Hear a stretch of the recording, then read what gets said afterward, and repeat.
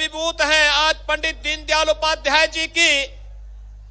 भाइयों बहनों, ये समुद्र की लहरें ऐसी न मारें, अपनी जगह खड़े रहिए आप लोग।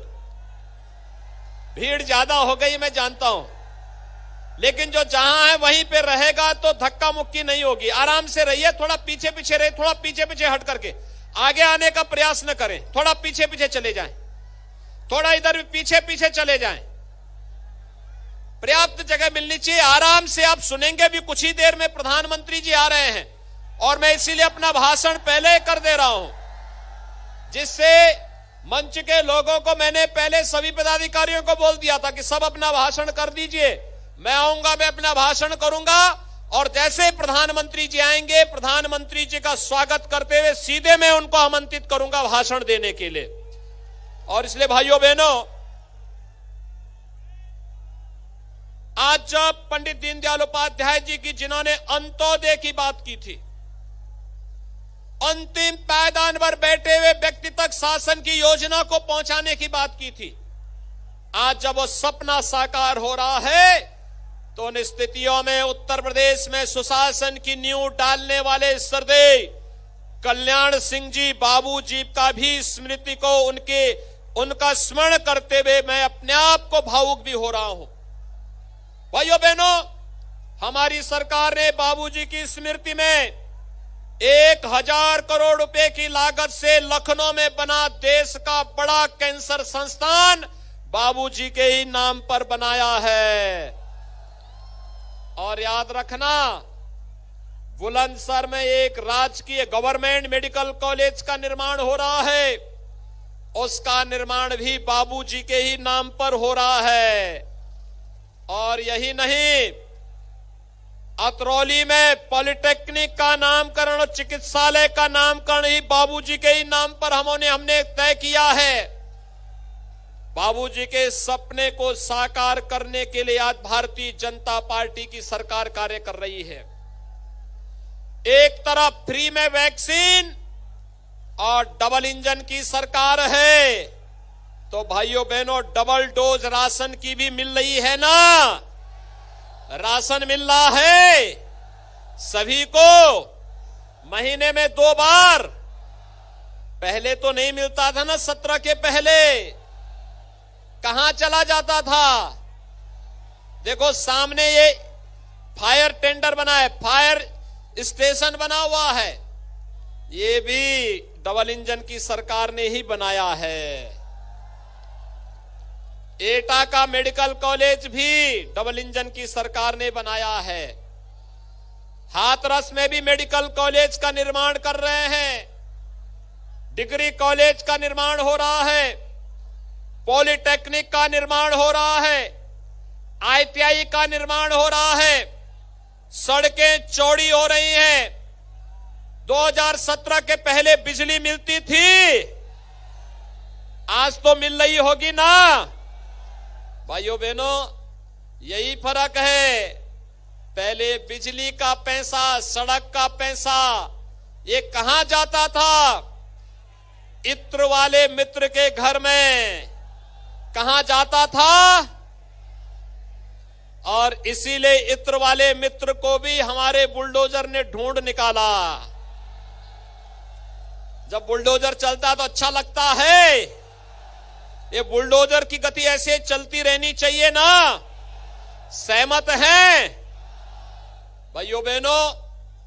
5 साल पहले एटा, कासगंज, फर्रुखाबाद, बदायूं भू माफिया हावी थे, पेशेवर माफिया हावी थे, बेटियों की सुरक्षा खतरे में थी, पर्व और त्योहार शांतिपूर्ण तरीके से नहीं मना सकते थे, सर्वत्र अराजकता का तांडव था।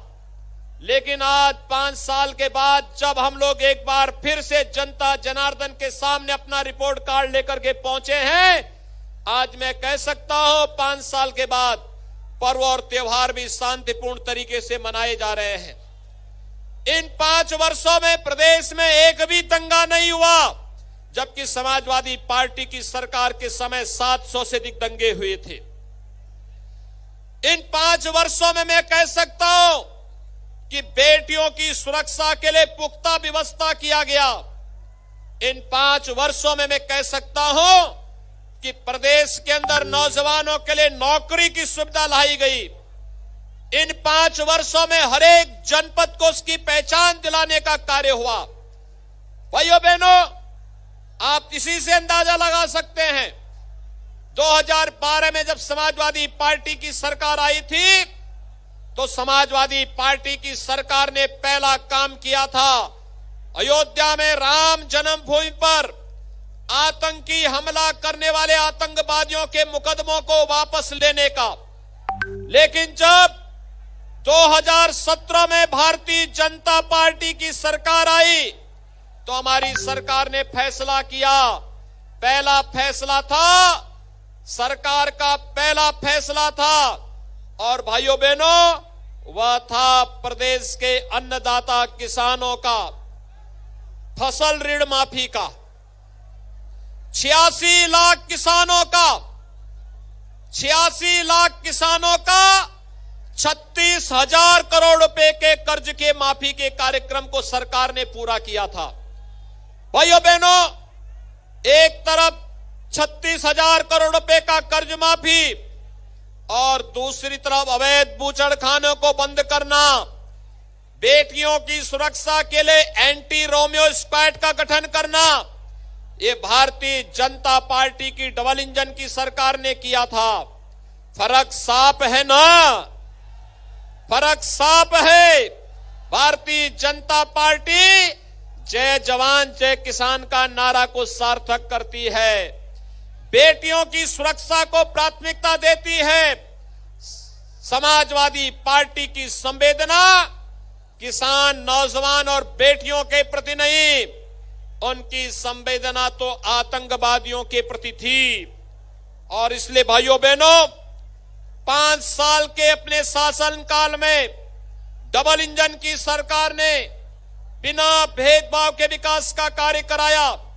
क्या गांव के लिए, क्या गरीब के लिए, क्या किसान के लिए, क्या नौजवान के लिए, क्या महिलाओं के लिए, समाज के प्रत्येक तबके के लिए कार्य करने का भी कार्य भारतीय जनता पार्टी की सरकार ने किया। और भाइयों बहनों, अब तो हमारी सरकार प्रदेश में मुंबई की फिल्म सिटी को लेकर के भी आ रही है। फिल्म सिटी के आने से आप खुश होंगे ना? यहां के नौजवानों को फिल्मों में कार्य करने का अवसर प्राप्त हो जाएगा। सभी लोगों को, कितने नौजवान फिल्मों में काम करना चाहते हैं? ये तो पूरा कासगंजी फिल्मों में काम करना चाहता है।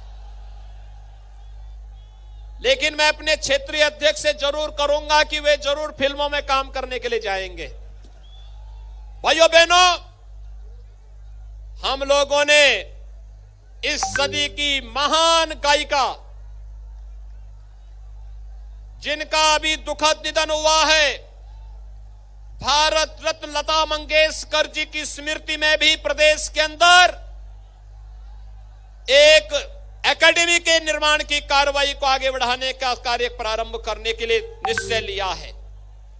जो संगीत को, परंपरागत संगीत को, रंगमंच के कलाकारों को और हर विधा के संगीत को आगे बढ़ाने के लिए जो एक मंच का कार्य करेगा, और उस एकेडमी में प्रशिक्षण के साथ साथ हर एक नौजवान को आगे बढ़ने की भी एक नई प्रेरणा प्राप्त होगी। भाइयों बहनों, आज जब हम लोग यहां पर आप सबके साथ मैं अपील करने के लिए आया हूं, आदरणीय प्रधानमंत्री जी आपके बीच में मार्गदर्शन प्रदान करने के लिए आ रहे हैं, मुझे आप सबसे अपील करनी है और ये कि भाइयों बहनों, भारतीय जनता पार्टी ने 5 वर्ष के अपने शासनकाल के दौरान बिना भेदभाव के शासन की योजनाओं को गरीब तक पहुंचाने का काम किया है। पिछली सरकार के समय भाइयों बहनों, समाजवादी पार्टी की सरकार के समय आपने देखा होगा, समाजवादी पार्टी की सरकार 5 साल में 18,000 गरीबों को भी मकान नहीं दे पाई थी। और डबल इंजन की भारतीय जनता पार्टी की सरकार ने 43,50,000 गरीबों को मकान देने का काम किया। समाजवादी पार्टी की सरकार के समय महिला सुरक्षा और महिला गरिमा तार तार होती थी। हमारी समय में महिला सुरक्षा के लिए मिशन शक्ति का कार्यक्रम, मुख्यमंत्री कन्या सुमंगला योजना, मुख्यमंत्री सामूहिक विवाह की योजनाओं के कार्यक्रम तो सफलतापूर्वक संचालित हो ही रहे हैं, लेकिन साथ साथ भारतीय जनता पार्टी की डबल इंजन की सरकार के समय में आज तो प्रदेश के अंदर महिला गरिमा के प्रतीक 2,61,00,000 गरीबों के घर में एक एक शौचालय का निर्माण भी हो गया है। भाइयों बहनों, पहले उपचार नहीं मिल पाता था, आज तो हर जनपद में भारतीय जनता पार्टी की डबल इंजन की सरकार, भाइयों बहनों, भारतीय जनता पार्टी की डबल इंजन की सरकार आज प्रदेश के अंदर हर जनपद में मेडिकल कॉलेज के निर्माण के साथ साथ 9 करोड़ लोगों को 5 लाख रुपए का आयुष्मान भारत और मुख्यमंत्री जन आरोग्य योजना के बीमा कवर की सुविधा भी उपलब्ध करवा रही है। 15 करोड़ लोगों को फ्री में राशन की सुविधा उपलब्ध करवा रही है। 1 करोड़ गरीब महिलाओं को, वृद्धजनों को और दिव्यांग जनों को 12,000 रुपए सालाना पेंशन की सुविधा भी उपलब्ध करवा रही है। और यही नहीं, 2 करोड़ 54 लाख भाइयों बहनों, 2 करोड़ 54 लाख किसानों को प्रधानमंत्री किसान सम्मान निधि का लाभ भी दे रही है, जिसमें हर किसान को 6,000 रुपए सालाना उनके खाते में देने का कार्य हो रहा है। भाइयों बहनों, भारतीय जनता पार्टी की सरकार बिना भेदभाव के विकास भी की है। गरीबों तक शासन की योजना को पहुंचा करके एक भय मुक्त और भ्रष्टाचार मुक्त व्यवस्था देने का काम भी की है। और भारतीय जनता पार्टी की सरकार आपकी आस्था को सम्मान देने का काम भी किया है। आपने देखा होगा पहले क्या होता था, महोत्सव के नाम पर उत्तर प्रदेश के अंदर केवल सेफई महोत्सव होता था। सेफई महोत्सव, न उसमें भाव थी, न भाषा थी, न उसमें राग था, न रंग था। और सेफई महोत्सव आयोजकों को स्वयं नहीं पता था कि इस महोत्सव के पीछे का उद्देश्य क्या है। लेकिन भाइयों बहनों, आज उत्तर प्रदेश में अयोध्या में भव्य दीपोत्सव का कार्यक्रम होता है। मथुरा वृंदावन में जन्माष्टमी और रंगोत्सव का कार्यक्रम होता है। प्रयागराज में भव्य दीपावली, भव्य कुंभ और दिव्य कुंभ का आयोजन होता है। तो काशी में देव दीपावली का भव्य आयोजन भी होता है। लखनऊ में उत्तर प्रदेश स्थापना दिवस का कार्यक्रम भी संपन्न होता है। आज उत्तर प्रदेश के नौजवानों को रोजगार और नौकरी की सुविधा प्राप्त हो रही है। अन्नदाता किसानों को सम्मान मिल रहा है। प्रदेश में सरकारी नौकरी में बिना भेदभाव के पूरे प्रदेश के नौजवानों को पूरा अधिकार मिल रहा है। और एक तरफ सबको सम्मान, सबको सुरक्षा के भाव के साथ सरकार कार्य कर रही है, सबका साथ, सबके विकास के भाव के साथ सरकार कार्य कर रही है। और दूसरी तरफ सरकार उन पेशेवर माफिया और अपराधियों के लिए जो कभी प्रदेश की सुरक्षा के लिए खतरा बने हुए थे, उनके लिए भी आज सरकार और पुलिस स्वयं खतरा बन करके उनके लिए स्वयं एक नया अलर्ट जारी कर दिया है। भाइयों बहनों, आपने पिछले 5 साल के दौरान प्रदेश के अंदर अपराधी और माफियाओं की सफाई के अभियान को भी देखा होगा। पहली बार आपने महसूस किया होगा कि कैसे माफिया और अपराधियों के साथ जीरो टॉलरेंस की नीति के तहत निपटा जाना चाहिए। और आज उस अभियान को जिस तत्परता के साथ सरकार ने आगे बढ़ाना प्रारंभ किया है, उसका परिणाम भी हम सबके सामने आज देखने को प्राप्त हो रहा है। आज मैं आप सबका आह्वान करने के लिए आया हूं। भाइयों बहनों, 5 साल तक बिना भेदभाव के विकास की योजनाओं को गांव, गरीब, किसान, नौजवान, महिलाएं और समाज के प्रत्येक तबके तक पहुंचाने का कार्य हुआ है। और आज एक बार फिर से मैं आपके पास आया हूं आपसे कहने के लिए, सरकार के हाथ में 2 चीजें साफ हैं। एक हाथ में सरकार के हाथ में डबल इंजन की सरकार के एक हाथ में विकास की छड़ी है, जो बिजली दे रही है, हर घर नल दे रही है, स्वास्थ्य की सुविधा दे रही है, उत्तम शिक्षा की व्यवस्था कर रही है, हर जनपद को एक मेडिकल कॉलेज के साथ जोड़ने का कार्य कर रही है। तो दूसरी तरफ डबल इंजन की सरकार के हाथ में, दूसरे हाथ में बुलडोजर का लीवर भी है। विकास, सड़क, बिजली, पानी, स्वास्थ्य और चिकित्सा की सुविधा दिलाएगा। तो बुलडोजर माफिया और आपराधिक प्रवृत्ति के तत्वों के सीने पर चढ़ करके प्रदेश में सुरक्षा और बेहतर कानून व्यवस्था की स्थिति को बनाने के संकल्प के साथ आगे भी बढ़ेगा। और आज उसी संकल्प को लेकर के हम सब आपके बीच में यहां पर आए हैं।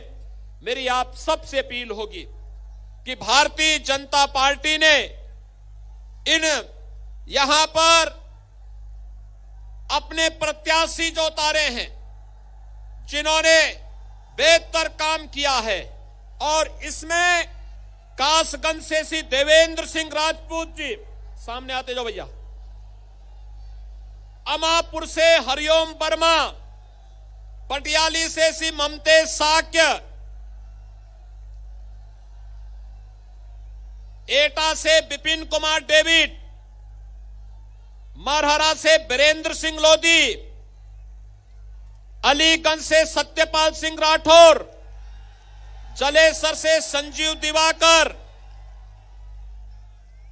कायमगंज से डॉक्टर सुरभि, भारतीय जनता पार्टी के ये सभी प्रत्याशी, इनको सबको जिताने में आप सब सहयोग करेंगे, आशीर्वाद देंगे। प्रधानमंत्री जी का हेलीकॉप्टर भी दिखाई दे रहा, दोनों हाथ ला करके मेरे साथ बोलेंगे। दोनों ये सभी अपना धर्मेश साक्य, ये सभी लोग हैं, ये लोग हाथ, ये दोनों का हाथ जोड़ रहे हैं। आप आशीर्वाद की मुद्रा में हाथ खड़ा करिए। जहां तक मेरी आवाज जा रही है, दोनों हाथ उठा करके और मेरे साथ बोलेंगे, भारत माता की, भारत माता की, भारत माता की।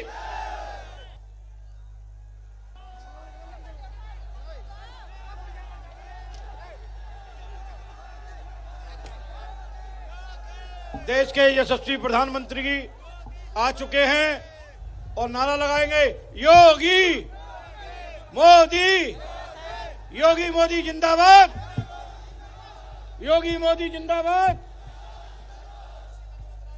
योगी मोदी जिंदाबाद। ताली बजा के, योगी मोदी, योगी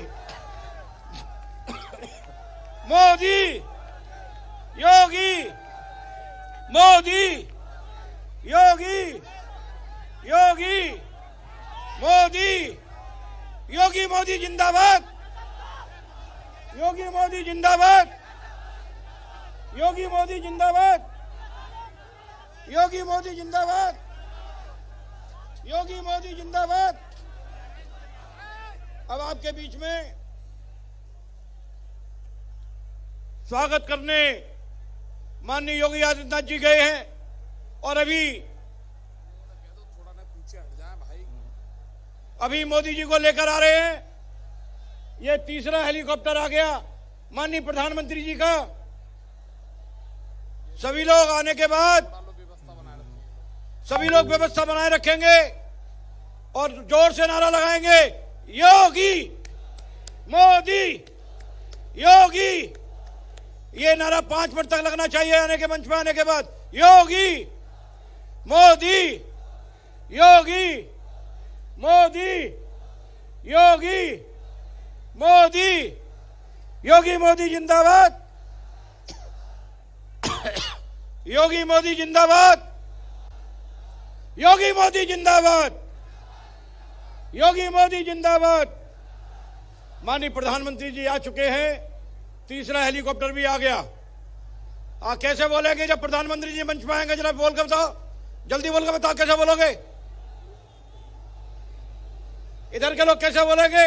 योगी मोदी योगी मोदी जिंदाबाद जिंदाबाद जिंदाबाद जिंदाबाद जिंदाबाद योगी मोदी जिंदाबाद योगी मोदी जिंदाबाद योगी मोदी जिंदाबाद जिंदाबाद जिंदाबाद। पिछले 5 साल में क्या अंतर आया है? पहले लोग शाहरुख खान और सलमान के फैंस होते थे, अब मोदी और योगी के फैन होने लगे हैं। बोलो, ये बात सही है क्या गलत है? सही है ना? सही है। अरे दुश्मन छाती पीट रहे हैं क्योंकि 2022 में फिर से योगी जीत रहे हैं। दुश्मन छाती पीट रहे हैं क्योंकि 2022 में फिर से योगी जीत रहे हैं।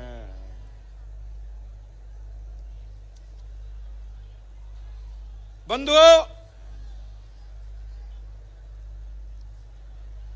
मैं आप सबसे निवेदन करना चाहता हूं,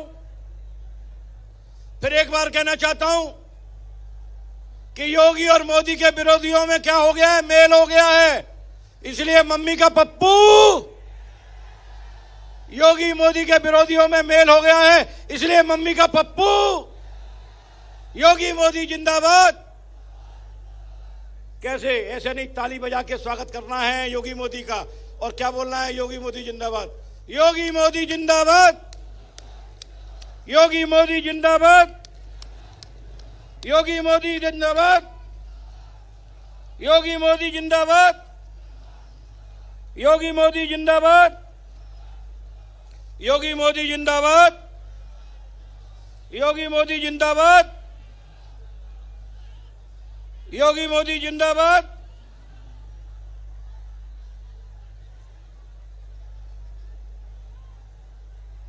साथियों,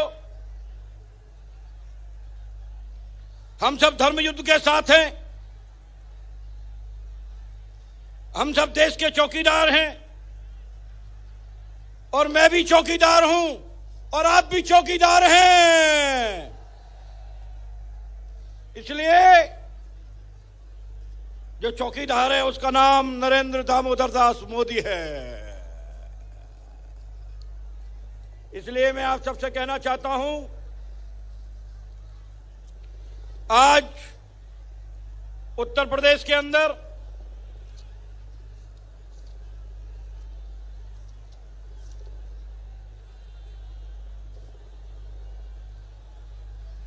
मेरे मित्रों, आज विपक्ष अनाथ हो गया है। क्या हो गया है? अनाथ। कैसा हो गया है? अनाथ। और हमारे साथ हैं भोलेनाथ। भारतीय जनता पार्टी नाथों की पार्टी है। हमारे साथ अनेक नाथ हैं। देश के राष्ट्रपति कोविंद रामनाथ हैं।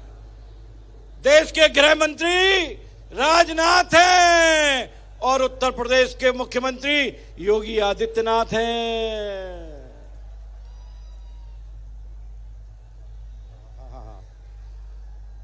मेरे साथियों, मैं आप सबसे निवेदन करता हूं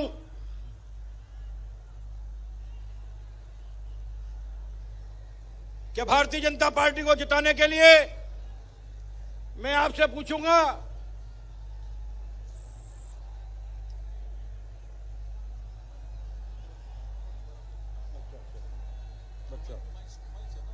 अच्छा मित्रों,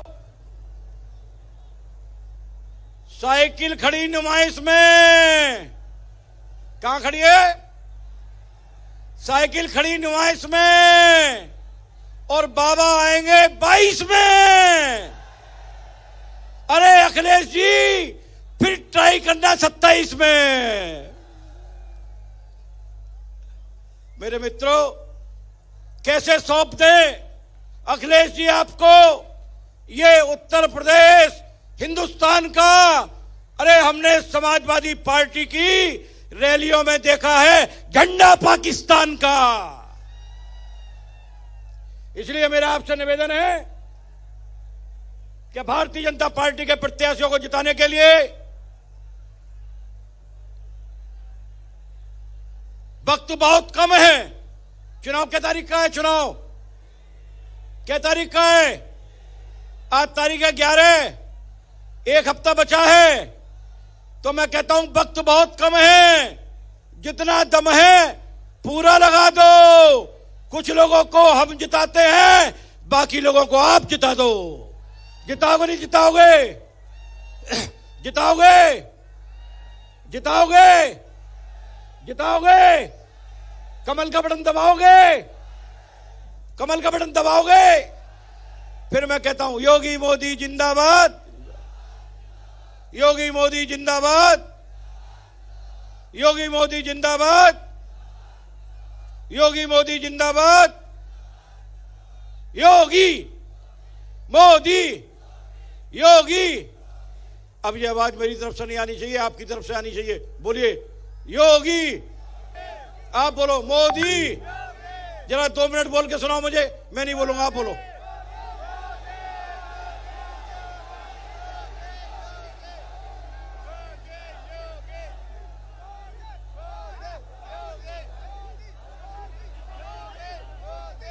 योगी मोदी, योगी मोदी, योगी मोदी, योगी मोदी जिंदाबाद। जरा 2 मिनट जरा सुनाइए जरा मुझे, कैसे बोलते हैं योगी मोदी जिंदाबाद? मैं खामोश हूं।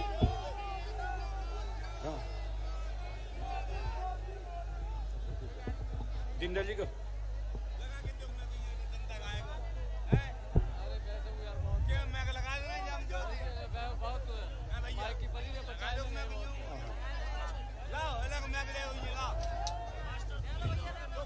जरा इधर धक्का मुक्की ना करें। हाँ, धक्का मुक्की बिल्कुल ना करें, वरना मोदी जी चले जाएंगे। हाँ, हल्ला नहीं करना, केवल नारा लगाना है, योगी मोदी जिंदाबाद लगाना है। ठीक है, बोलो भारत माता की, भारत माता की। और जब योगी जी के साथ मोदी जी मंच पे आएंगे तो क्या बोलेंगे जरा बताना मुझे। अरे इधर के लोग क्या कर रहे हैं यहाँ? बोलो ना, आप भी बोलो मेरे साथ, दोनों साथ साथ बोलो और पीछे तक बोलो। हाँ, ठीक है ना?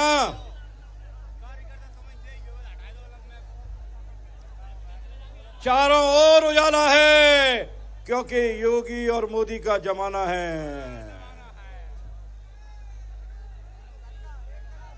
आप देश की माटी में पले भारत के कमल हो। डॉक्टर श्यामा प्रसाद मुखर्जी, दीनदयाल उपाध्याय का मिला है आशीर्वाद, इसलिए आप अटल हो। वीर सावरकर, कुशाभाऊ ठाकरे के संस्कार हैं, इसलिए आप राष्ट्र के पटल हो। आप केवल भारत माता के लाल नहीं, 130 करोड़ जनता के आप सबल और बल हो। इसलिए भारत माता विश्वगुरु बन जाए, यही आपका आत्मबल हो।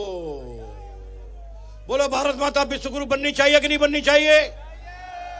अरे जोर से बोलो, भारत माता विश्वगुरु बनेगी तो पूरी दुनिया में राज होगा। बोलो भारत माता विश्वगुरु बननी चाहिए कि नहीं बननी चाहिए?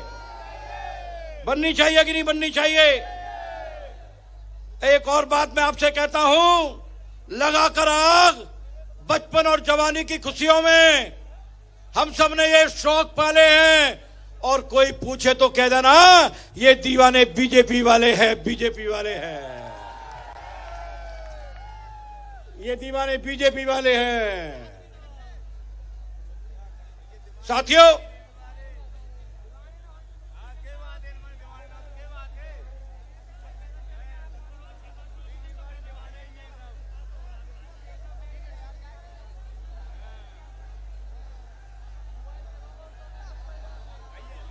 सपा, कांग्रेस और लोकदल मिल गए हैं। ये सारे के सारे फ्यूज बल्ब हैं और योगी और मोदी हैलोजन के बल्ब हैं, हैलोजन के।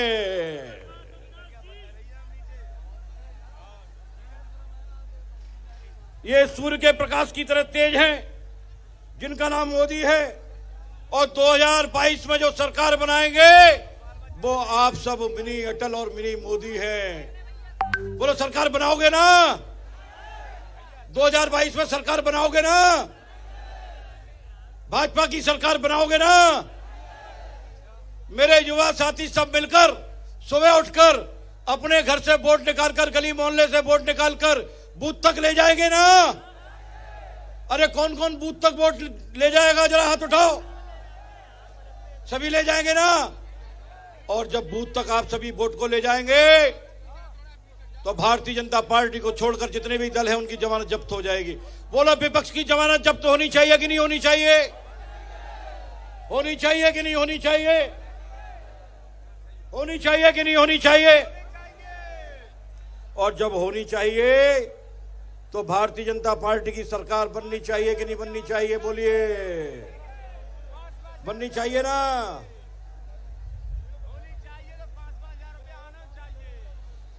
क्योंकि ऐसा चौकीदार जाग रहा है। बोलो अगर कोई गुंडागिर्दी करे तो पाकिस्तान पर सर्जिकल स्ट्राइक होनी चाहिए कि नहीं होनी चाहिए? नेक भी आतंकवाद और गुंडागिर्दी करे तो उस पर बुलडोजर चलना चाहिए कि नहीं चलना चाहिए? चलना चाहिए कि नहीं चलना चाहिए? पुलवामा का जैसे बदला लिया है और आधी रात में एयर स्ट्राइक की है, अगर कोई भी गुंडागिर्दी करेगा या आतंकवाद को बढ़ावा देगा तो फिर रात के अंधेरे में 12 बजे फिर एयर स्ट्राइक हो जाएगी। ये भाजपा है। मेरे मित्रों, मैं आप सबसे निवेदन करते हुए कहना चाहता हूं और आप सबसे प्रार्थना करता हूं कि आदरणीय प्रधानमंत्री जी आ रहे हैं, जिनका स्वागत आप सबके द्वारा होगा। अरे भैया क्या हो रहा है? ये धक्का मुक्की मत करो, चोट लग जाएगी। अरे धक्का मुक्की मत करो, चोट लग जाएगी।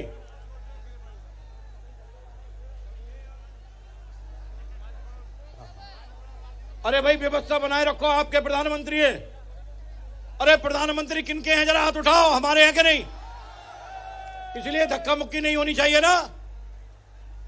हाँ बस, शांति शांति। हाँ ये व्यवस्था ठीक है। आप व्यवस्था ठीक है। आप सबको बधाई।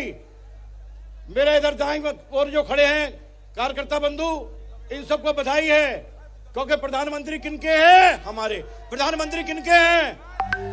प्रधानमंत्री किनके हैं? और हमें उनको सुनना है ना। आज बहुत बढ़िया बोलेंगे, बहुत सुंदर बोलेंगे। आज उनकी वाणी में कोकिला का स्वर होगा और मेरा भारत महान होगा। इसलिए कहता हूं, बोलो भारत माता की, भारत माता की, भारत माता की। योगी मोदी, योगी मोदी जिंदाबाद, योगी मोदी जिंदाबाद, योगी मोदी जिंदाबाद। मेरे मित्रों, मेरे साथियों, बहन मायावती काशीराम की नहीं हुई तो अखिलेश यादव की क्या होंगी? और अखिलेश अपने बाप के नहीं हुए तो ये लोकदल के क्या होंगे? ये दोनों अपनों के नहीं हुए तो ये देश के क्या होंगे? ये सब आपको मालूम है। देश को लूटने वालों का जो गैंग बन गया है, उनको हटाकर भारतीय जनता पार्टी की सरकार बनानी है। और मैं आपसे फिर कहता हूं, सुनो अखिलेश जी, कछु दिना की बात है। अरे मारे मारे डोलोगे और दिन में करोगे हेरा फेरी, रात में भैंसे।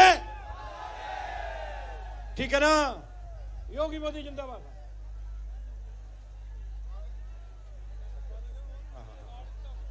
ठीक है, हाँ ठीक है, सुनो जरा, एक सॉन्ग सुनाओ जरा, एक सॉन्ग सुनाओ,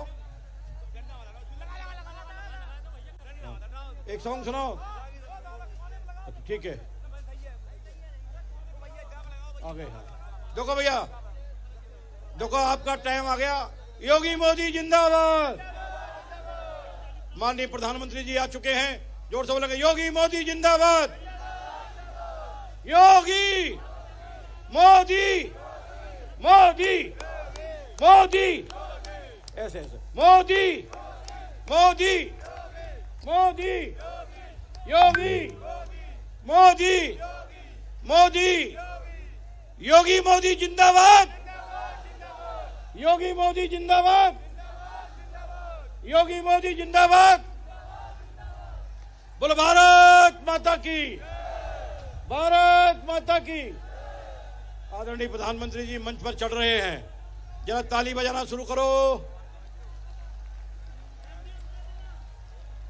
और क्या कहा था, बोलना है योगी मोदी जिंदाबाद। योगी मोदी मोदी मोदी मोदी मोदी मोदी मोदी मोदी मोदी मोदी, योगी योगी मोदी जिंदाबाद।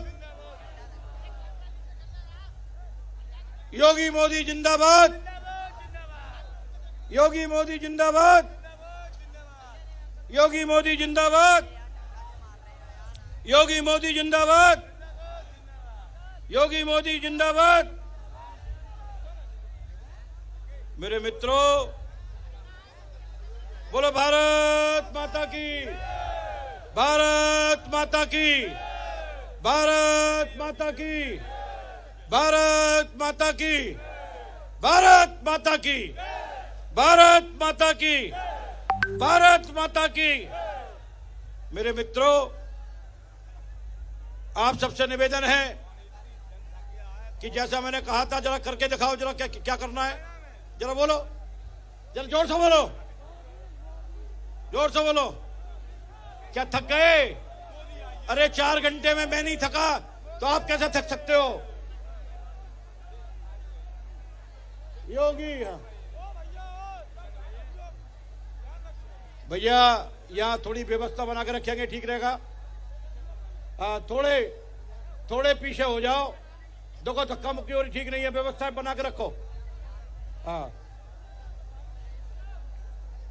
ये व्यवस्था बना के रखो।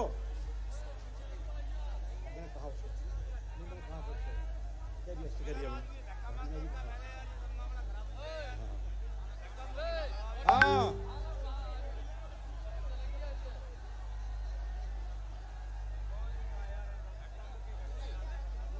बोलो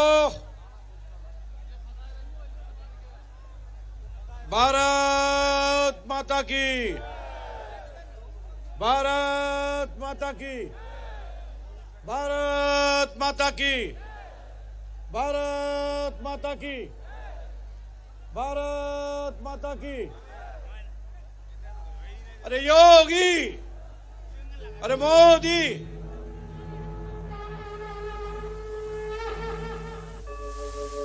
यदा यदा हि धर्मस्य ग्लानिर्भवति भारत, अभ्युत्थानम् अधर्मस्य।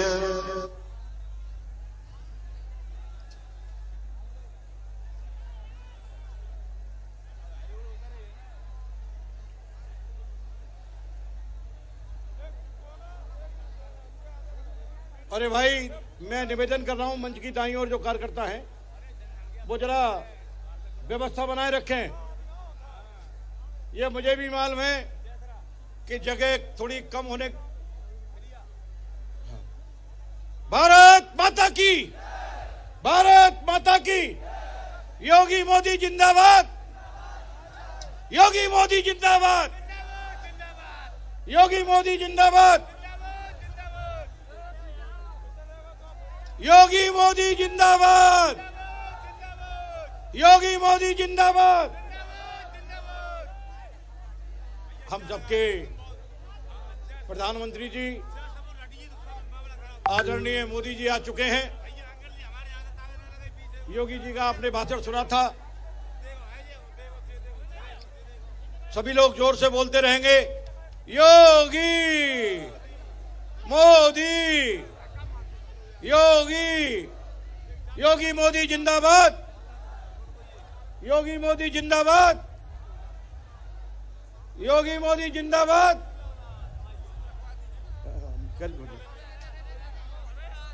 अरे काम करो ना। हाँ, जो राम को लाए हैं जल्दी।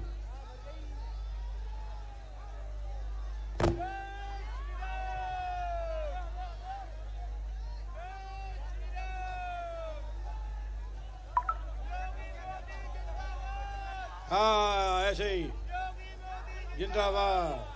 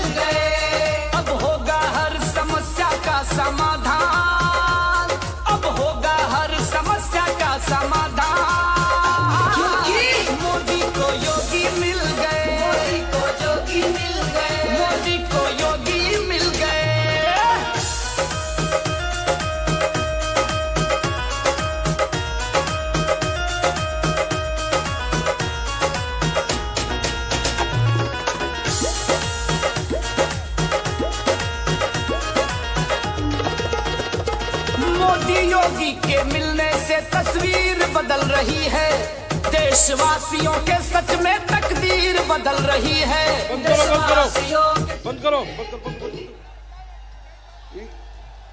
योगी मोदी जिंदाबाद। भारत माता की, भारत माता की, भारत माता की, भारत माता की, भारत माता की, भारत माता की, भारत माता की, भारत माता की, भारत माता की।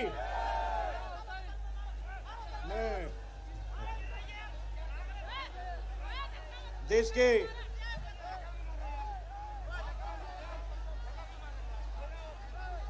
आदरणीय प्रधानमंत्री श्री नरेंद्र मोदी जी से निवेदन करूंगा, आज 11 फरवरी है, पंडित दीनदयाल उपाध्याय के चित्र पर पुष्पांजलि करें।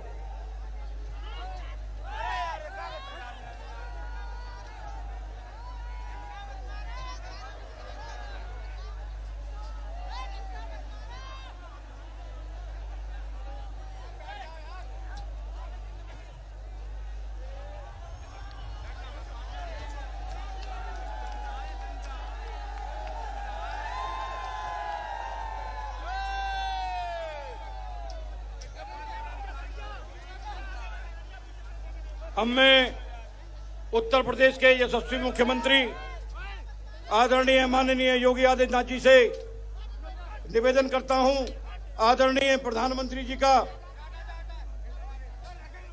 स्वागत करेंगे।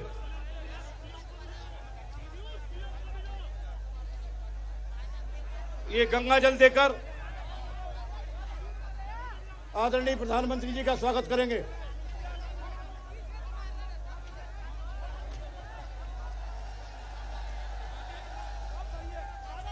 श्री BL वर्मा, श्री राजू भैया बड़ा भगवान की प्रतिमा भेंट करेंगे।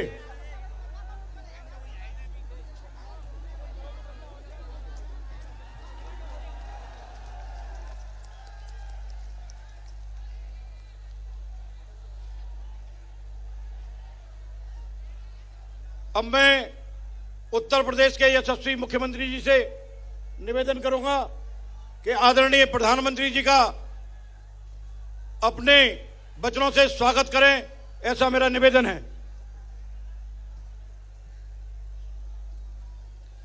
भारत माता की, भारत माता की, भारत माता की। वंदे वंदे वंदे। आदरणीय प्रधानमंत्री जी, मंच पर उपस्थित भारतीय जनता पार्टी के क्षेत्रीय अध्यक्ष श्री रजनीकांत माहेश्वरी जी, केंद्रीय मंत्री और इस क्षेत्र के प्रभारी श्री अर्जुन राम मेघवाल जी, केंद्रीय मंत्री श्री बीएल वर्मा जी, लोकप्रिय सांसद श्री राजवीर सिंह जी, मंच पर उपस्थित जिला पंचायत अध्यक्ष श्रीमती रत्नेश कश्यप जी, भारतीय जनता पार्टी के प्रत्याशीगण श्री देवेंद्र सिंह राजपूत जी, हरिओम वर्मा जी, ममतेज साक्य जी, विपिन कुमार डेविड जी, वीरेंद्र सिंह लोधी जी, सत्यपाल सिंह राठौर जी, संजीव दिवाकर जी, डॉक्टर सुरभि जी, भारतीय जनता पार्टी के सभी पदाधिकारी और भारी संख्या में उपस्थित कासगंज, एटा और आसपास के क्षेत्र के सभी भाइयों बहनों,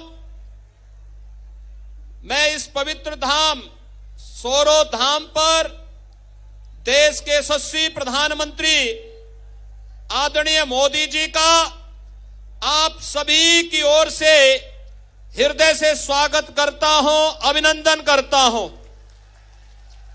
भाइयों बहनों, 2022 उत्तर प्रदेश विधानसभा का चुनाव, कल प्रथम चरण के मतदान का कार्यक्रम संपन्न हुआ है।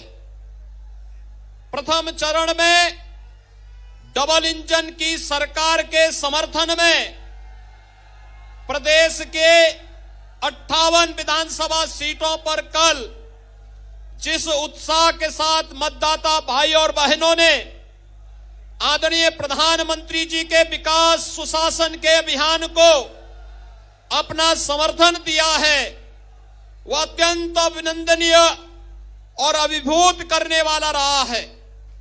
आज जब तीसरे चरण के मतदान के लिए भारतीय जनता पार्टी के प्रत्याशियों का अपने आशीर्वाद देने के लिए, मार्गदर्शन प्रदान करने के लिए आदरणीय प्रधानमंत्री जी सोरो भूमि पर यहां उपस्थित हुए हैं, मैं आदरणीय प्रधानमंत्री जी का हृदय से स्वागत और अभिनंदन करता हूं।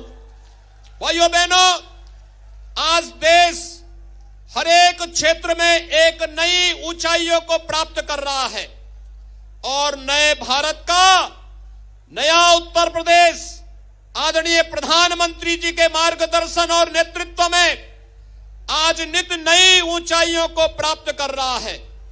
चाहे वह विकास का मामला हो, चाहे वह उत्तर प्रदेश के अंदर सुरक्षा का माहौल, जिस क्षेत्र में हम ये कार्यक्रम आयोजित कर रहे हैं, आज से 5 साल पहले एटा, कासगंज, हाथरस, फर्रुखाबाद, बदायूं, इन सभी क्षेत्रों में जो सरकार 5 साल पहले थी, उनसे जुड़े हुए गुंडे अपहरण करके इसी क्षेत्र में लेकर के आते थे और फिरौती के बाद फिर यहां पर निर्दोष व्यापारी और नागरिकों की हत्याएं करते थे।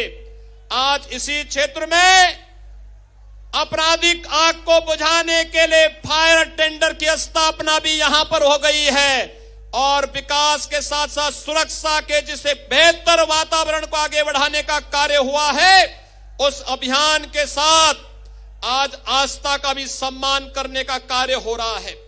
सोरो को तीर्थ स्थल के रूप में विकास करने का कार्य हो, ब्रज तीर्थ विकास परिषद के माध्यम से मथुरा, वृंदावन, गोकुल, बलदेव, नंदगांव, बरसाना, इन सभी क्षेत्रों के विकास का हो।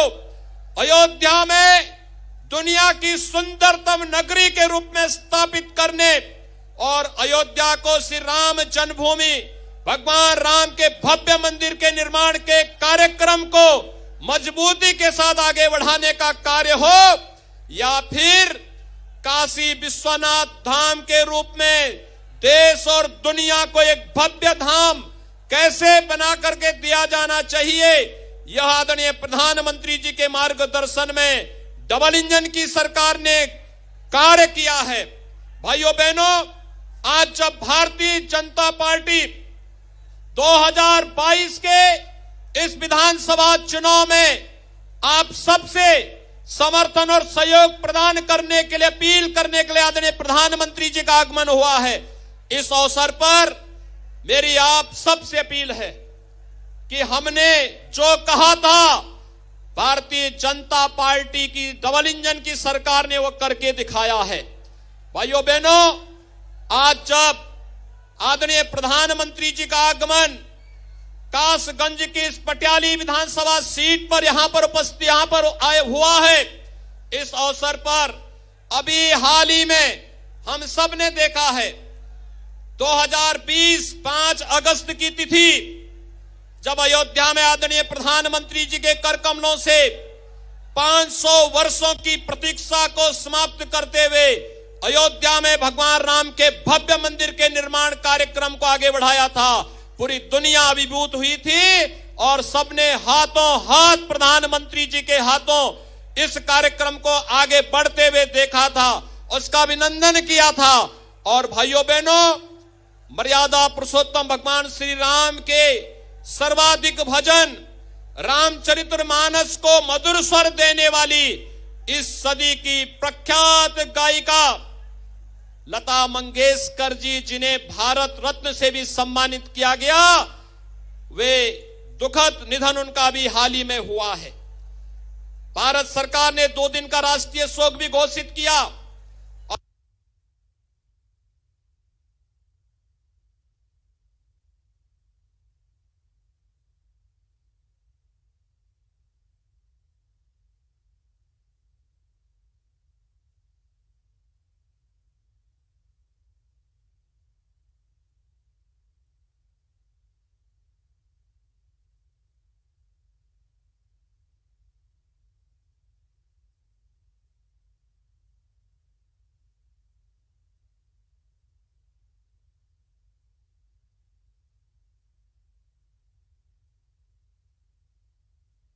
प्रदेश के अंदर लोक नृत्य, संगीत और रंगमंच के लिए उसे और लोकप्रिय बनाने के लिए अपने नवोदित खिलाड़ियों के प्रशिक्षण और प्रोत्साहन के लिए लता मंगेशकर परफॉर्मिंग आर्ट्स अकादमी की स्थापना उत्तर प्रदेश के अंदर करेंगे और प्रदेश के अंदर निर्माणाधीन फिल्म सिटी में भी इस कार्यक्रम को आगे बढ़ाने का कार्य करेंगे।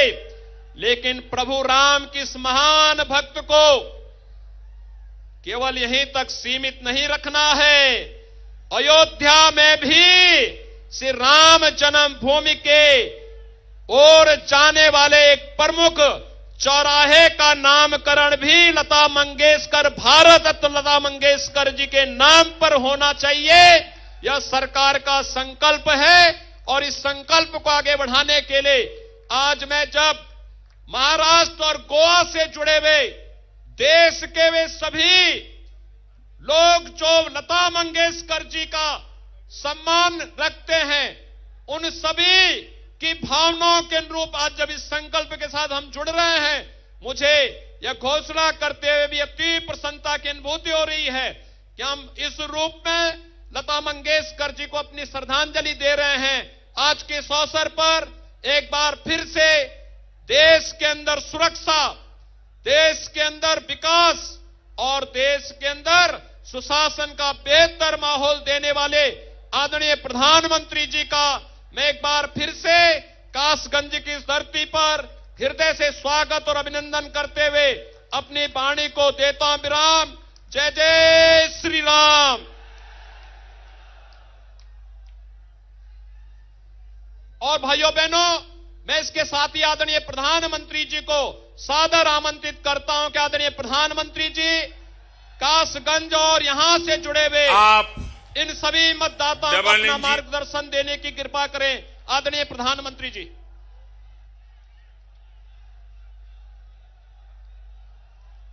भारत माता की, भारत माता की।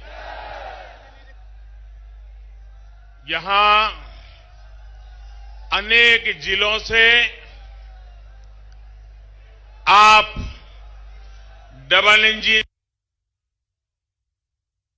आशीर्वाद देने के लिए आए हैं। मेरी नजर जहां पहुंचती है उससे भी आगे मुझे लोग ही लोग नजर आ रहे हैं। मैं सबसे पहले तो आपकी क्षमा चाहता हूं कि मुझे में आने में विलंब हो गया।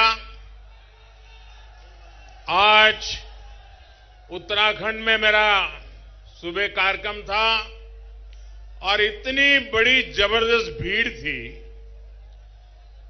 इतना बड़ा उत्साह का वातावरण था, तो मैं बोलता ही गया, मुझे समय का ध्यान ही नहीं रहा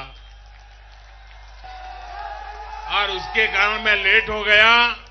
तो मैं आप सबकी क्षमा चाहता हूं, लेकिन इसके बावजूद भी आप जिस प्यार के साथ आशीर्वाद देने के लिए आए हैं, ये मेरे लिए बहुत बड़ा सौभाग्य है। मैं फिर से एक बार आपका आभार व्यक्त करता हूं। मैं श्रीमान योगी जी को भी अभिनंदन देता हूं कि अभी जो उन्होंने घोषणा की वो वाकई आप कल्पना कर सकते हैं भारत की एकता क्या है। लता मंगेशकर जी गोवा की बेटी, उनका पैतृक विस्तार गोवा, राम की भक्त, राम से जुड़े भजनों को अमर कर दिया। वो लता मंगेशकर जी अयोध्या में चौराहे का नाम उन पर करना, मैं समझता हूं जो भी राम मंदिर के दर्शन के लिए आए को तैयार करने का काम जो किया है, योगी जी आपको, आपकी सरकार को और उत्तर प्रदेश भारतीय जनता पार्टी को मैं बहुत बहुत बधाई देता हूं आपके इस निर्णय के लिए। एटा, फर्रुखाबाद, हाथरस, फिरोजाबाद और बरेली के अनेक स्थानों से भी तकनीक के माध्यम से वर्चुअली जुड़े हमारे सभी भाइयों बहनों को भी आज मैं यहां से प्रणाम करता हूं, नमस्कार करता हूं। यहां मेरी नौजवानों से विनती है, मैं आपकी तरफ देख करके बोलूंगा, आप चिंता मत कीजिए, लेकिन आगे आने की कोशिश मत कीजिए, जगह ही नहीं है, बिना कारण किसी को नुकसान हो जाएगा। भैया प्लीज आप लोग खड़े रहिए, मेरा भरपूर प्यार आपकी तरफ है, चिंता मत कीजिए।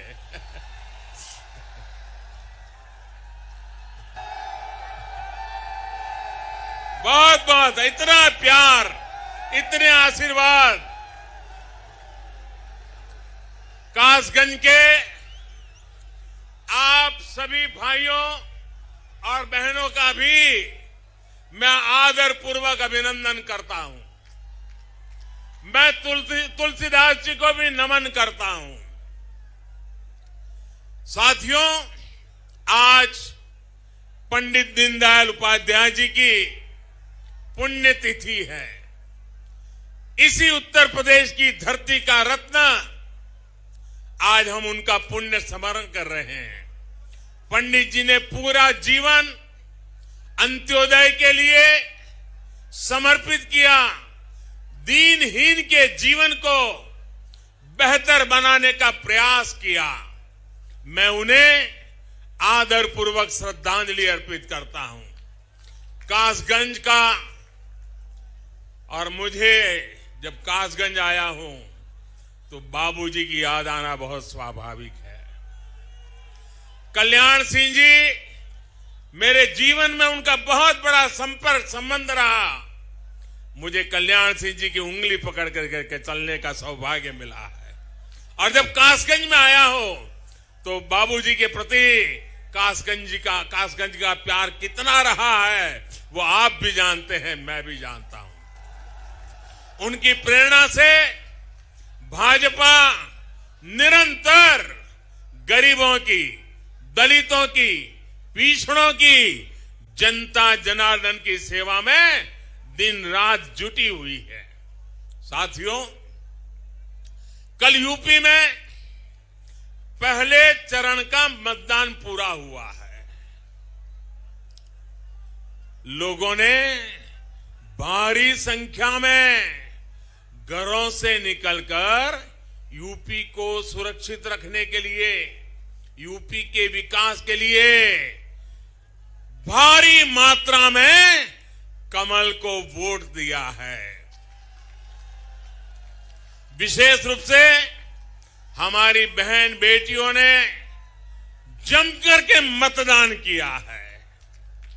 भाइयों बहनों, जो रुझान आए हैं वो ये बता रहे हैं कि पहले चरण में भाजपा का परचम लहरा रहा है।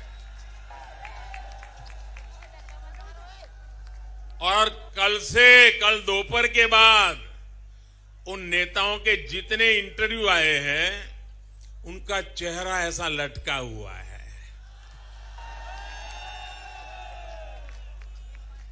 अब वो खुलकर के परिवार की बात करने लग गए। योगी जी, आपने क्या हाल कर दिया इन लोगों का।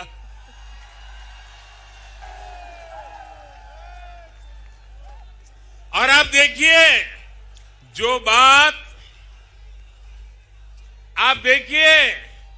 ये बात जो घोर परिवारवादी लोग हैं उनको भी पता चल गई है कि नैया डूब चुकी है। इसलिए उन्होंने अभी से ही ईवीएम पर, चुनाव आयोग पर सवाल उठाना शुरू कर दिया है। आपको मालूम है ना, जैसे क्रिकेट में क्या होता है, वो बॉलर बॉल फेंकता है, जब विकेट मिलती नहीं है तो बॉल वहां पहुंचने से पहले ही चिल्लाता है एम्पायर के सामने देख के, आउट आउट आउट। और फिर नहीं होता है तो एम्पायर पे गुस्सा करता है, एम्पायर के सामने पैर पसारता है। देखा है ना आपने। इस चुनाव के पहले चरण के बाद ये लोग उसी प्रकार का भाषा, वातावरण, अब ईवीएम को दोष दो। अरे जनता जनार्दन आपको स्वीकार करने के लिए तैयार नहीं है। अब उत्तर प्रदेश को गुंडा राज नहीं चाहिए। लेकिन मैं इन परिवारवादियों से कहना चाहता हूं कि भाई, आपका डूबना तय है। अगर ईवीएम को ही गालियां देनी है तो 10 मार्च के बाद बहुत दिन है, देते रहना। साथियों, मोदी और योगी जी को जो आशीर्वाद और प्यार आप दे रहे हैं उसने परिवारवादियों की नींद उड़ा दी है। कितनी कोशिश की इन लोगों ने आपको बांटने की, जाति के नाम पर अलग अलग करने की, लेकिन ये लोग पूरी तरह फेल हो गए। आपने एकता के दर्शन करा दिए, आपने नौजवानों के उज्जवल भविष्य की चिंता की। भाइयों बहनों, ये परिवारवादी महलों में जिंदगी गुजारने वालों को जमीनी सच्चाई का पता ही नहीं है। यूपी के लोगों के हित, यूपी के लोगों के लिए हम जानते हैं देश का हित सर्वोपरि है, यूपी का हित सर्वोपरि है, यूपी का विकास सर्वोपरि है। इसलिए वो कमल के निशान पर वोट कर रहे हैं, भारतीय जनता पार्टी को इतना भारी समर्थन दे रहे हैं। भाइयों और बहनों, आपने 5 साल तक डबल इंजन की सरकार का काम देखा है, आपने हमें परखा है। गरीब का विकास हो, गरीब को मूलभूत सुविधाएं मिले, इसे हमने सर्वोच्च प्राथमिकता दी है। लेकिन इन परिवारवादियों ने अपना घर, अपनी तिजोरी तो भरी, लेकिन कभी गरीब की चिंता नहीं की। गरीब का जीवन आसान बने, ये लोग न पहले चाहते थे और न आज चाहते हैं। ये अफवाह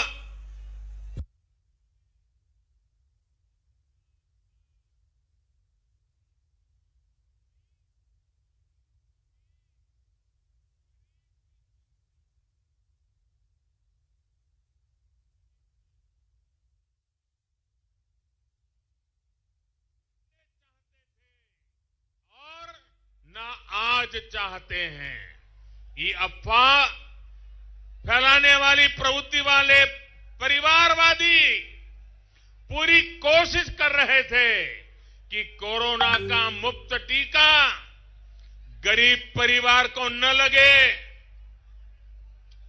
लेकिन गरीबों की सरकार ने गरीबों की जिंदगी को सुधारने के लिए, उनके जीवन में विश्वास पैदा करने के लिए पल पल गरीबों की चिंता करने वाली इस डबल इंजन की सरकार ने उनके इस इरादों को सफल नहीं होने दिया। ये लोग गरीबों के अस्पतालों के नाम पर, स्वास्थ्य सेवा के नाम पर घोटाले करते थे। ये लंबा इतिहास आप जानते हैं। लेकिन योगी जी की सरकार ने अस्पताल और मेडिकल कॉलेज का जाल बिछा दिया है। मेरा सौभाग्य था, एक साथ 9 मेडिकल कॉलेज का उद्घाटन करने का मुझे मौका मिला था। यह हिंदुस्तान में कभी नहीं हुआ है जो योगी जी की सरकार में हो रहा है।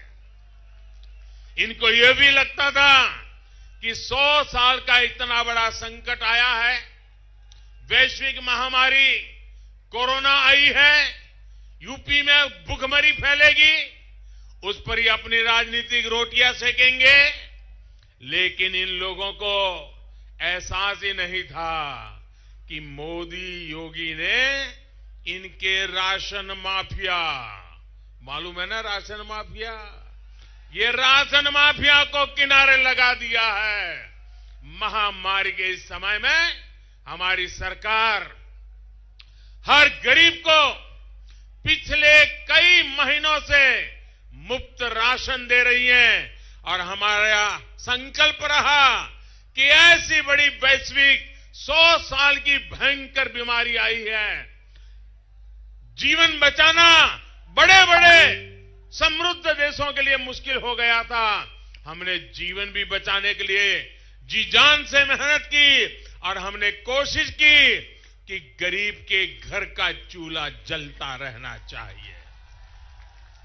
आज गरीब माताएं बहनें मोदी को आशीर्वाद दे रहे हैं, योगी को आशीर्वाद दे रहे हैं, क्योंकि उनको पता है कि उनके घर में कभी बच्चों को भूखा सोना नहीं पड़ा है, घर का चूल्हा कभी बंद नहीं हुआ है। भाइयों बहनों, अब दिल्ली से गरीब, दलित, पिछड़ों के लिए निकला राशन का हर दाना उसके जो हकदार है उनके पास जाता है।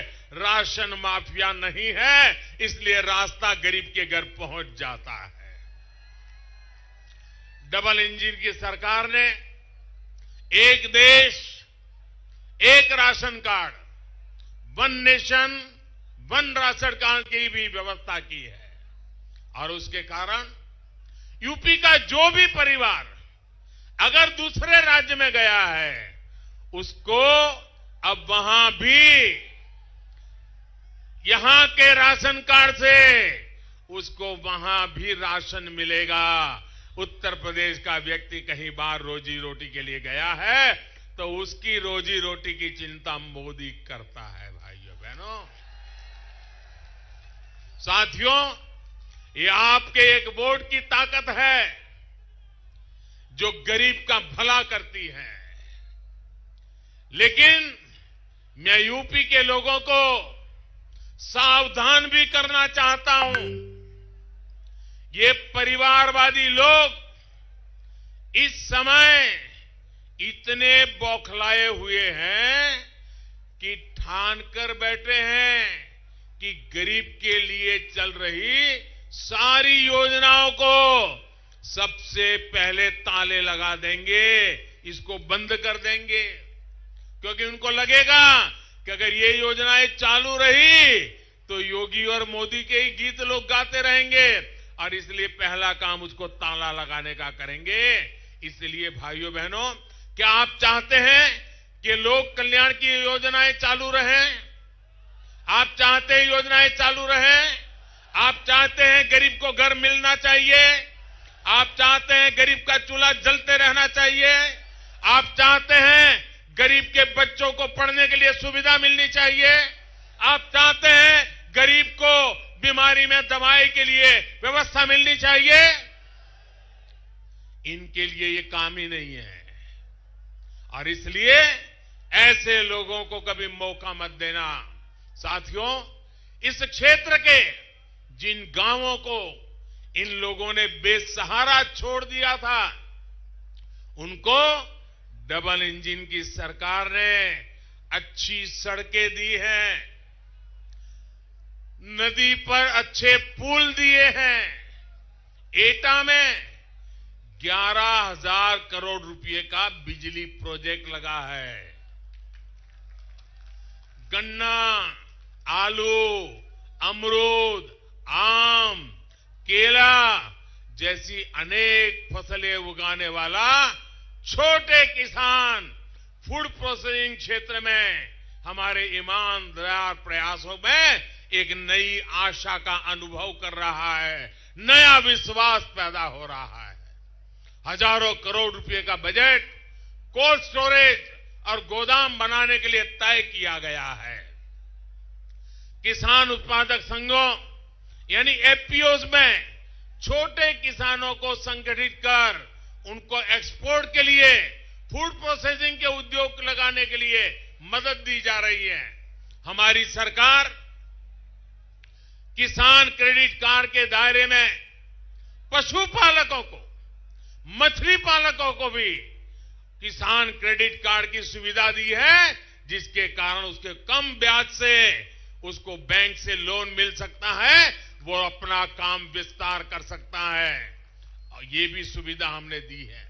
यूपी में जो बायोगैस प्लांट का नेटवर्क तैयार हो रहा है, वो किसानों को आय का एक और जरिया बनेगा। भाइयों और बहनों, आपने 2017 में जिनको सबक सिखाया, उनको अचानक, पहले तो उनको लगता था जो खेल खेलते ही खेलते रहेंगे, लेकिन अब उनको लगा है कि विकास की बात किए बिना कोई चारा नहीं है, इसलिए अब उनको विकास भी याद आने लगा है। ऐसे ही गौर परिवारवादियों के लिए काका हाथरसी कह गए थे। काका हाथरसी ने क्या कहा था? मन मैला तन उजला, भाषण लच्छेदार, ऊपर सत्याचार भीतर भ्रष्टाचार। विकास करने के लिए दिन रात मेहनत करनी पड़ती है, खुद को खपाना पड़ता है। ऐसा नहीं होता कि 4 साढ़े 4 साल दुनिया भर में घूमते रहो, फिरते रहो, मौज मस्ती करते रहो, गायब हो जाओ, जनता के सुख दुख से कोई लेना देना नहीं, और चुनाव के 6 महीने पहले आकर के टपक जाओ और लोगों को भड़काने के लिए कोशिश करो। लेकिन देश समझ चुका है पहले का जमाना नहीं रहा है।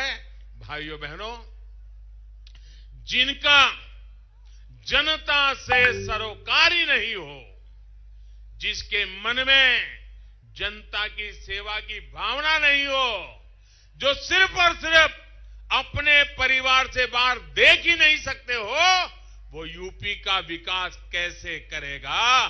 और ये बात उनको पूछनी चाहिए। आज किस यूपी वाले को गर्व नहीं होगा कि उनके मुख्यमंत्री पर कोई भी उत्तर प्रदेश का नागरिक इस बात का गर्व करेगा कि पिछले कई दशकों से चारों तरफ जब भ्रष्टाचार की बू आ रही है, सरकारों के ऊपर आरोप लगते रहे हैं, मुख्यमंत्रियों पर आरोप लगते रहे हैं, लेकिन आपके पास एक ऐसा मुख्यमंत्री है, विरोधियों ने भी कभी भ्रष्टाचार का आरोप लगाने की हिम्मत नहीं की है। यहां पहले जो मुख्यमंत्री रहे हैं उन पर कैसे कैसे आरोप हैं, ये यूपी के लोग अच्छी तरह जानते हैं। साथियों, जहां डर होता है, जहां अपराध होता है, जहां माफिया राज होता है, फिरौती छीना झपटी होती है, वहां विकास संभव नहीं होता है। और कानून व्यवस्था स्थापित करना एक छोटी मोटी बात नहीं है दोस्तों। मैं लंबे अरसे तक मुख्यमंत्री रह करके आया हूं। कानून व्यवस्था के लिए कितनी मेहनत पड़ती है, सारे तंत्र को कितना सजग रहना पड़ता है, मैंने उस दुनिया से समय निकाल करके मैं आया हूं। भाइयों बहनों, मैं आज आपको कहना चाहता हूं, मान लीजिए आपके पास बंगलो है, घर है, गाड़ी है, खेत है, खलिहान है, सब कुछ है, पांचों उंगली घी में है, कोई दुख नहीं है। लेकिन अगर माफियाओं की चलती है, गुंडाओं की चलती है, और जवान बेटा सुबह घर से गया है उत्साह के साथ और शाम को उसकी लाश घर पे लौट आए, कोई उसकी हत्या कर दे, तो उस घर का क्या उपयोग है, उस बंगले का क्या उपयोग है, उस व्यापार का, गाड़ी का, खेत खलिहान का कोई उपयोग है क्या? कोई उपयोग है क्या? जान प्यारी है कि नहीं है? तो गुंडागर्दी जानी चाहिए कि नहीं जानी चाहिए? माफिया शाही बंद होनी चाहिए कि नहीं होनी चाहिए? यह काम योगी जी ने किया है। भाइयों, आप सोचिए, आपके पास पैसे हैं, बच्चे को अच्छी स्कूल भेज रहे हैं, लेकिन चूंकि बच्चा अच्छी स्कूल में पढ़ता है, इसलिए फिरौती लेने वाला बच्चे को उठा करके ले जाए और फिर टेलीफोन करके पैसे मांगे। मां बाप भी सोचे कि अगर पैसे नहीं देगा और बच्चे को कहीं मार देगा तो, इसलिए पुलिस से मैं भी कंप्लेन न करे। भाइयों बहनों, क्या बच्चों की सलामती होनी चाहिए कि नहीं होनी चाहिए? ये गुंडागिर्दी बंद होनी चाहिए कि नहीं होनी चाहिए? अगर ये काम योगी जी ने किया है तो अच्छा किया है कि नहीं किया है? ये होना चाहिए था कि नहीं होना चाहिए था? ये उत्तर प्रदेश की सेवा है कि नहीं है? ये आपकी सेवा है कि नहीं है? ये आपकी सुरक्षा है कि नहीं है? भाइयों बहनों, सुरक्षा जीवन में बहुत जरूरी होती है। भाइयों बहनों, हमारी बेटियां स्कूल कॉलेज आते जाते समय नजर नीची कर रहे हैं, हर कदम पर घबराहट हो, चुपचाप भागने की कोशिश करती हो, और आपने देखा होगा ऐसे लोग रोड के किनारे पर खड़े रह करके बेचारी को फप्तियां सुनती रहने पड़े, बहुत कुछ हमारी बेटियां सहन करती रहे, उनके मन की बेबसी, उनका आक्रोश। भाइयों बहनों, आप कल्पना सकते हैं हमारे घर में जवान बहन बेटियों के साथ ऐसा हो, वो बेटी बेचारी मुरझा जाएगी कि नहीं मुरझा जाएगी?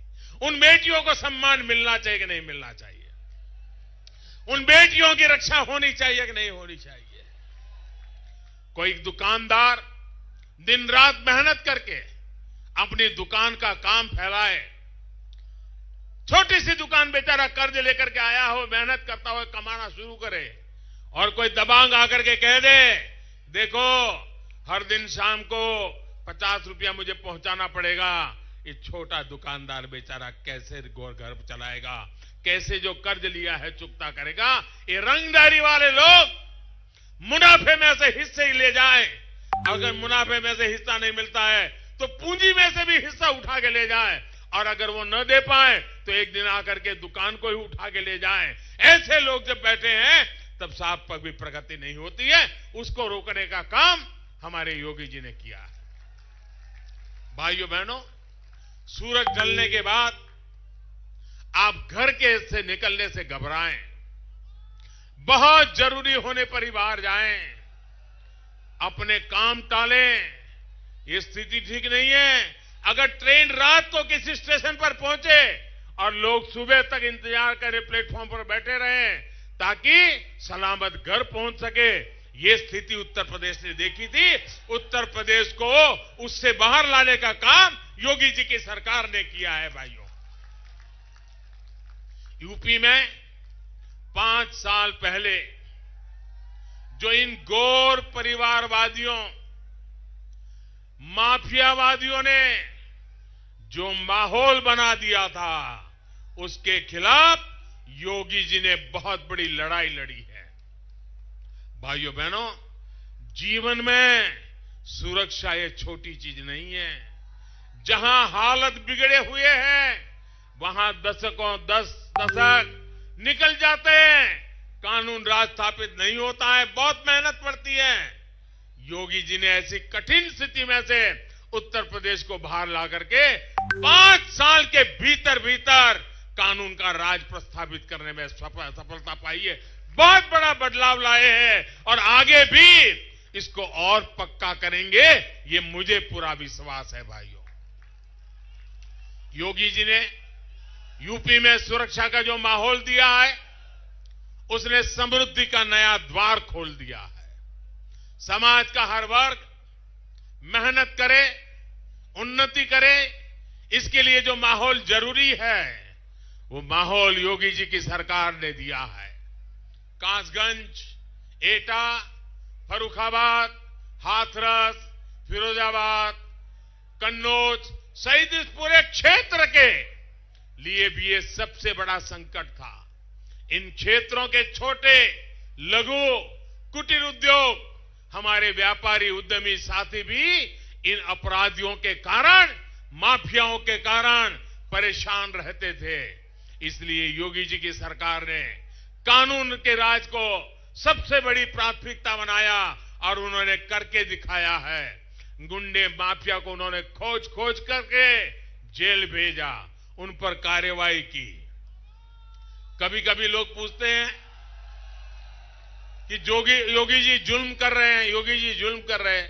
आप मुझे बताइए भैया, क्या ये माफियाओं को जेल में भेजना चाहिए कि महल में भेजना चाहिए? ये गुंडों को जेल भेजना चाहिए कि महल में भेजना चाहिए? योगी जी ने सही किया कि नहीं किया? सही किया कि नहीं किया? यही करना चाहिए ना, तभी तो सज्जन व्यक्ति जिंदगी जी सकता है। भाई, ईमानदार आदमी जो मेहनत करता है वो तभी जी सकता है। बरेली के लोग भी आज हमारे साथ जुड़े हुए हैं, वर्चुअली वो भी हमारे साथ बात कर रहे हैं। बरेली को तो कैसे बार बार दंगों की आग में झोंका गया, ये भी हमने देखा है। भाइयों, पहले ये हालत थी कि लोग अपने पर्व त्योहार तक शांति से नहीं मना सकते थे। दबंग, दंगा और माफिया राज को अब हमें यूपी से हमेशा के लिए बाहर कर देना है।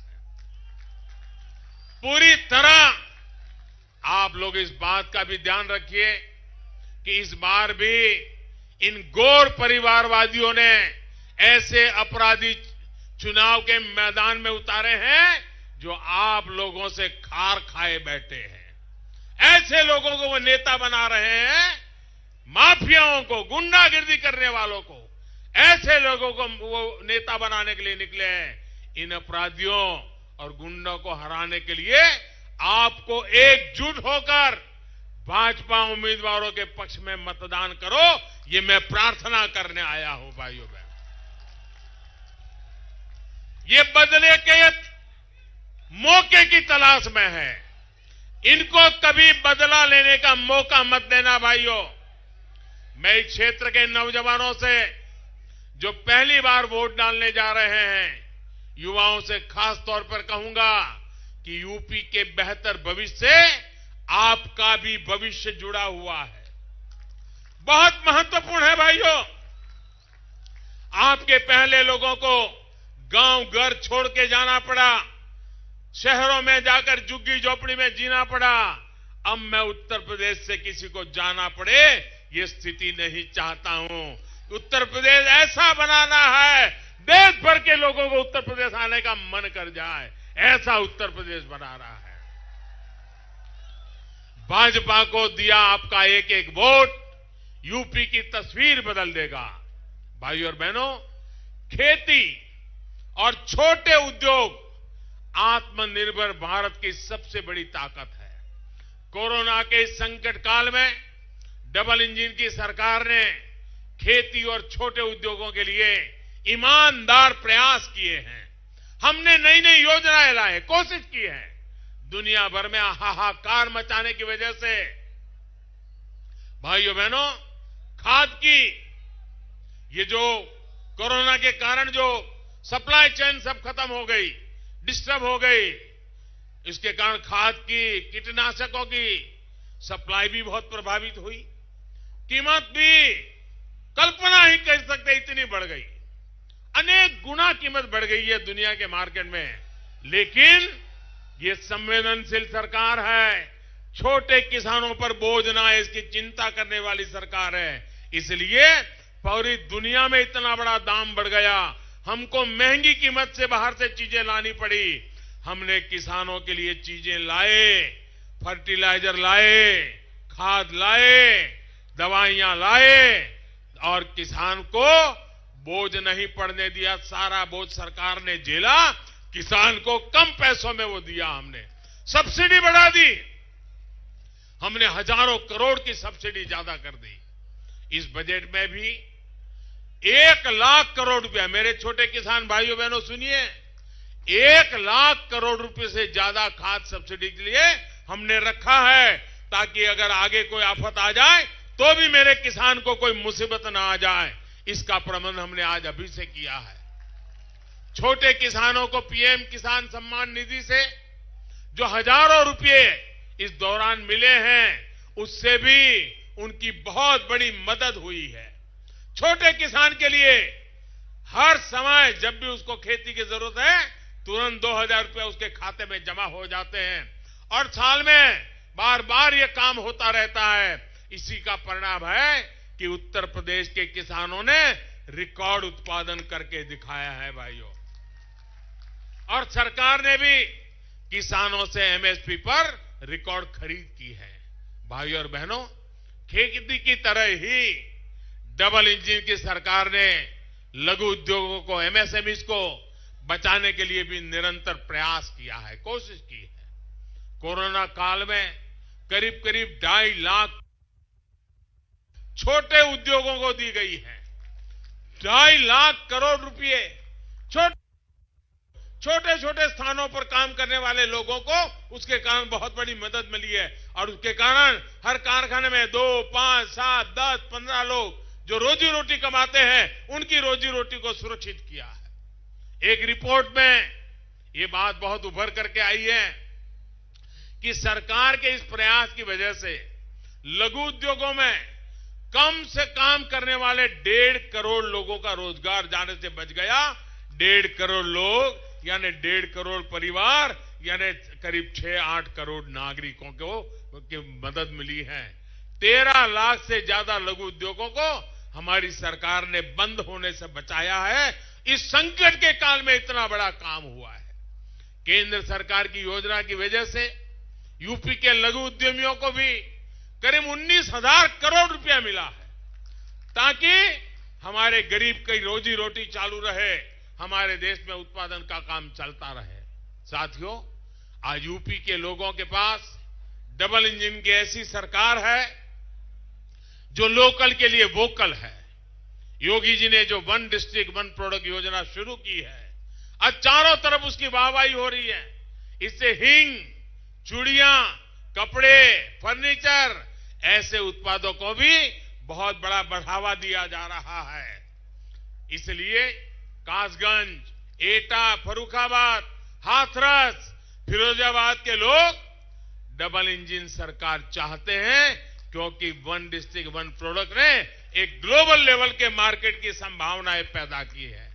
भाइयों और बहनों, भाजपा सरकार ने गरीब, किसान, मजदूर, दलित, पिछड़ों के लिए जो सुरक्षा कवच दिया है वो पहले कभी नहीं था। हमारी सरकार ने देश के करोड़ों गरीबों को 4 लाख रुपए तक के जीवन और दुर्घटना बीमा की सुविधा भी दी है। 4 लाख। भाइयों बहनों, 60 वर्ष का होने के बाद गरीब को पेंशन का सहारा मिले, इसके लिए भी हमारी सरकार ने बहुत बड़ी पेंशन योजना भी लागू की है। भाइयों बहनों, इस योजना के तहत गरीबों को 3,000 रुपये मासिक पेंशन की सुविधा है। बुढ़ापे में गरीब को रोजी रोटी की तकलीफ न हो, इसकी व्यवस्था है। आज करोड़ों किसान, हमारे खेत मजदूर, घर में काम करने वाले, हमारे खेत में काम करने वाले साथी, रिक्शा चलाने वाले हमारे गरीब भाई बहन, टैक्सी के ड्राइवर के रूप में काम करने वाले हमारे भाई बहन, रेहड़ी पटरी ठेले वाले हमारे छोटे भाई बहन, ये सारे लोग इस योजना से जुड़े हैं। और हमारा गरीब भाई वो सशक्त होगा तो वो भी गरीबी को परास्त करके रहेगा, ये मेरा पक्का विश्वास है। पहली बार देश के असंगठित क्षेत्र को करोड़ों श्रमिकों को हमने श्रम कार्ड दिया है। पहली बार देश में रेहड़ी पटरी ठेले वाले साथियों को भी बैंकिंग सिस्टम से जोड़ा गया है। स्वनिधि योजना के माध्यम से उन्हें मदद दी जा रही है। इसका बहुत बड़ा लाभ कोरोना के इस समय में यूपी के गरीबों, दलितों, पिछड़ों को भी मिला है। भाइयों बहनों, गरीबों की सरकार जब होती है तो वो इसी प्रकार सबका साथ, सबका विकास, सबका विश्वास, सबका प्रयास, इसी मंत्र को काम करते हुए इसी रास्ते पर काम करती है। लेकिन जब गौर परिवारवादी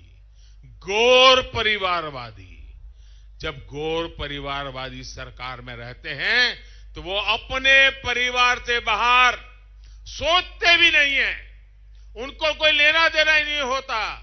जब गौर परिवारवादी सत्ता में थे तो सड़क वही बनती थी जहां एक परिवार के लोगों का हित होता था, बिजली वहीं आती थी जहां एक परिवार के लोगों का चुनावी हित सधता था, नौकरियां उनको ही मिलती थी जो गौर परिवारवादियों के गुणगान करते थे।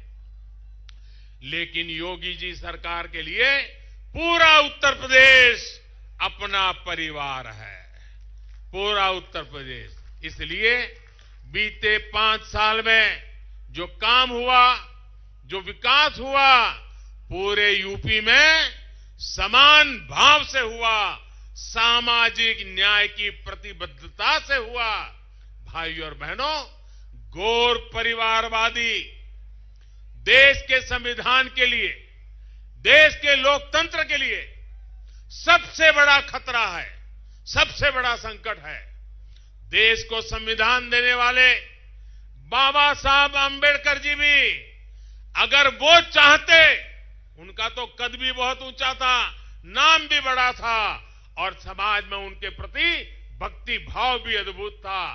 वे अगर चाहते तो वे भी अपने परिवार की एक पार्टी बना सकते थे और अपना राजनीतिक खेल खेल सकते थे, लेकिन बाबा साहब आंबेडकर ने अपने परिवार का नहीं, हमारे देश के कोटि कोटि दलित, पीड़ित, शोषित, वंचितों को ही अपना परिवार माना और उनके लिए पूरा जीवन समर्पित कर दिया।